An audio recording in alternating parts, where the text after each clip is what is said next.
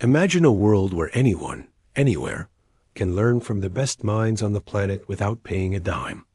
A single mother in rural Brazil, using her old smartphone, masters coding after her kids go to bed, landing freelance work that transforms her family's future. A farmer in Kenya studies data analysis online, boosting his crop yields and securing his community's food supply. A retiree in Tokyo rediscovers her passion for poetry through a free course, finding purpose in her golden years. This isn't a dream, it's the reality of open online courses, or OOCs, a revolution in education that's breaking down barriers and empowering millions. For Vox Herald listeners, this essay is an invitation to explore how OOCs can unlock knowledge for all, offering a path to a freer, frugal, and fairer world. Education has long been a privilege, not a right. In 2020, UNESCO reported that 258 million children and youth were out of school, locked out by poverty, geography, or systemic inequities. Even those who access education often face crushing tuition costs, outdated curricula, or programs that don't match the needs of a rapidly changing world. The digital economy demands skills like coding, data analysis, and digital marketing, yet traditional systems struggle to keep up. For the unemployed, the underemployed, or those in remote areas, the gap between aspiration and opportunity feels insurmountable. But OOCs are changing that. Platforms like Coursera, edX, Khan Academy, and FutureLearn offer free or low-cost courses from top universities and experts, accessible to anyone with an internet connection. No prerequisites, no entrance exams, just a desire to learn. Let's start with Maria, a 28-year-old single mother from a small town in Brazil. When her retail job vanished during the pandemic, she faced a bleak future. With only a shaky internet connection and a second-hand smartphone, Maria stumbled across Khan Academy's free coding courses. Night after night, after tucking her daughter into bed, she studied HTML and CSS, piecing together a new skill set. 6 months later, she built a simple website portfolio and started freelancing on Upwork, earning enough to pay her bills and save for her daughter's education. Maria's story, featured in Coursera's 2023 Impact Report, is one of millions. Over 100 million learners worldwide have used Coursera alone, with 70% coming from outside the U.S., proving that OOCs are a global force for change. Why do OOCs matter so much? They're more than just free classes. They're a lifeline for people facing financial instability, unemployment, or social exclusion. UNESCO's 2020 report on open educational resources calls them a cornerstone of equitable learning, leveling the playing field for those who've been left behind. In a world where 65% of employers now value online credentials, like OOC certificates, according to LinkedIn's 2022 data, these courses are a direct path to better jobs. They're also flexible, letting learners study at their own pace, whether it's 30 minutes a day or a weekend binge. For someone juggling 2 jobs or parenting duties, that flexibility is everything. And in a digital economy where skills like programming or data science are gold, OOCs offer a way to stay relevant without drowning in debt. The roots of this revolution go back to the early 2000s, when MIT launched its OpenCourseWare initiative, sharing lecture notes and materials for free. This sparked a movement, with platforms like Coursera and edX emerging in 2012, followed by Khan Academy's expansion into broader subjects. Today, these platforms host thousands of courses on everything from artificial intelligence to creative writing, taught by professors from Harvard, Stanford, and beyond. Many courses are free to audit, with optional paid certificates that boost resumes. FutureLearn, for instance, emphasizes social learning, connecting learners in virtual communities, while Khan Academy focuses on foundational skills, perfect for beginners. The global reach is staggering. In 2023, edX reported learners from 190 countries, from urban hubs like Nairobi to remote villages in India. But let's pause and ask, how do OOCs actually work? Picture a platform like Coursera as a digital university without walls. You sign up for free, browse courses by typing in keywords like Python programming or business management, and enroll with a click. Most courses are self-paced, with short video lectures, quizzes, and discussion forums. You can download materials for offline access, a game changer for those with spotty internet. Some platforms, like edX, offer micro-credentials specialized certificates that signal expertise to employers. Khan Academy, meanwhile, is entirely free, with no hidden costs. Whether you're a teenager in Lagos or a retiree in Berlin, the process is the same.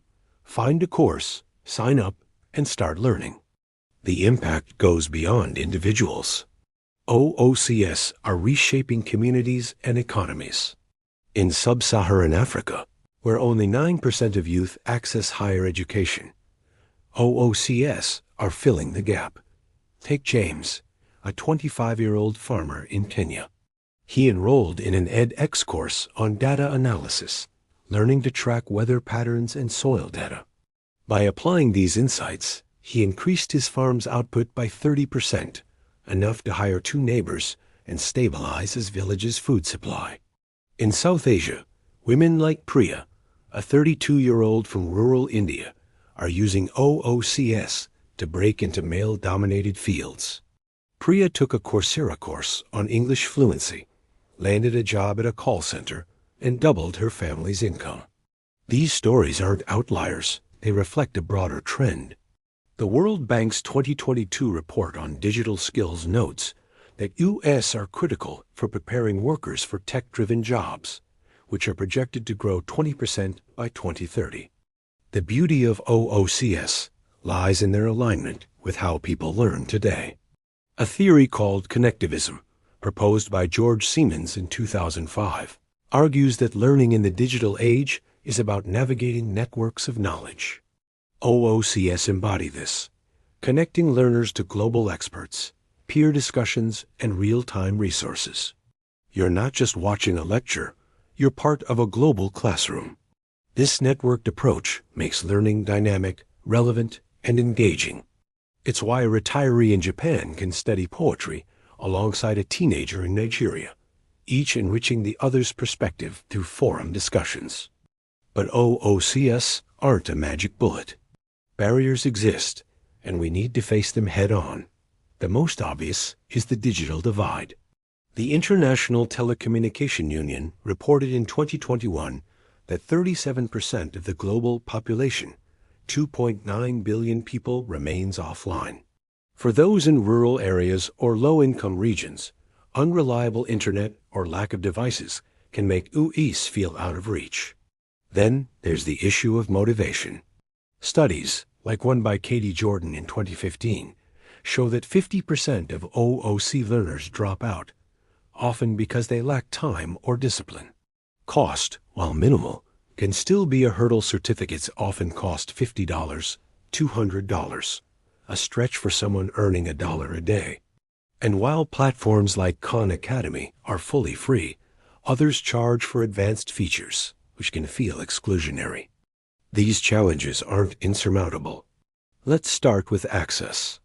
Platforms like Coursera and edX now let you download course materials for offline use, perfect for spotty connections. In India, community centers are springing up with shared computers, letting groups learn together. Governments and NGOs can step in here, funding local hubs or subsidizing data plans. For motivation, the key is starting small. A beginner course, like Khan Academy's Intro to Programming, takes just 1 to 2 hours a week. Even 30 minutes a day, squeezed in during a commute or after dinner, adds up. Platforms also use gamification badges, progress trackers to keep learners hooked. On cost, many platforms offer financial aid for certificates, with Coursera waiving fees for 80% of low-income applicants in 2023. Cultural relevance is another hurdle. A course designed in California might not resonate in rural Senegal. but platforms are adapting. FutureLearn, for instance, partners with local universities to offer region-specific courses, like agriculture-focused programs for African learners. In 2022, edX launched courses in Swahili and Hindi, a step toward inclusivity. Still, more needs to be done. Only 20% of OOC content is tailored to non-Western contexts, according to a 2023 OECD report. This gap calls for investment in localized curricula, ensuring OOCs speak to diverse learners. Let's talk about how to get started. First, reflect on your goals. Are you chasing a new job, like Maria, or exploring a passion, like our Tokyo retiree? Write down 1 or 2 objectives, say, learn Python for a tech career, or master photography for fun. Next, explore platforms. Coursera offers university-backed courses, many free to audit. edX specializes in professional certificates. Khan Academy is ideal for foundational skills, like math or coding, and it's completely free. FutureLearn shines for short, social courses. Check your tech. A smartphone or laptop and a decent internet connection are enough. If your connection is unreliable, download materials or find a local library with Wi-Fi. Sign up for a free account, browse courses, and start with something beginner-friendly. Commit to a schedule, maybe an hour every evening, and track your progress. It's that simple. For policymakers, OOCs are a chance to rethink education systems. Imagine governments partnering with platforms to integrate OOCs into public schools or job training programs. In 2023, Rwanda piloted a program with Coursera, training 10,000 unemployed youth in digital skills, with 60% finding jobs within 6 months. Other countries could follow, subsidizing certificates or building offline learning hubs. Businesses, too, have a role. Companies like Google and Microsoft already offer OOC-style training on their platforms, but more can recognize OOC credentials in hiring. This isn't just charity, it's smart economics. The World Bank estimates that closing skill gaps could boost global GDP by 5% by 2030. The evidence for OOC's impact is overwhelming. Coursera's 2023 data shows that 70% of learners report career benefits, with 40% landing new jobs or promotions. In low-income countries, 60% of learners access free courses, leveling the playing field. Khan Academy supports 20 million monthly users, many in resource-scarce settings. Yet, the potential is even greater. Only 10% of OOC learners currently earn certificates, often due to cost or lack of awareness. Scaling financial aid and raising awareness could double this number. And while dropout rates are high, platforms are experimenting with AI-driven nudges, reminders, personalized tips to keep learners engaged.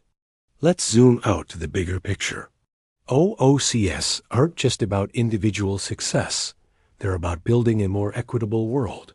When a woman in India learns English and joins the workforce, her community benefits from her income. When a farmer in Kenya uses data to grow more food, his village eats better. When a retiree in Japan writes poetry, she inspires others to find joy. This ripple effect aligns with Vox Herald's vision of solutions that empower everyone, everywhere. OOCs are frugal, often free, always low cost compared to traditional education. They're sustainable, scalable across borders, without physical infrastructure.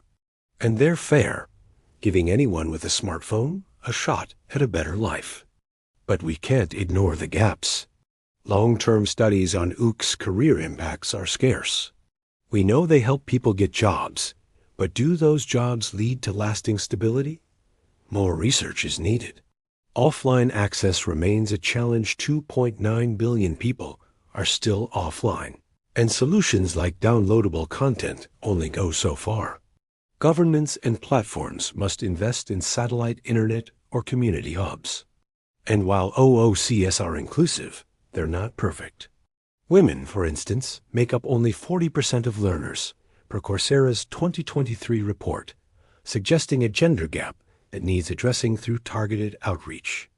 For Vox Herald listeners, this is more than an academic discussion. It's a call to action. If you're listening in a bustling city or a quiet village, you can start today. Visit Coursera, edX, or Khan Academy. Sign up and pick a course that sparks your curiosity.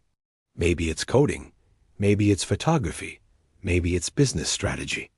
Dedicate an hour a week and watch how small steps lead to big changes. If you're a policymaker, advocate for OOCs in your education system. If you're an employer, recognize OOC certificates in hiring.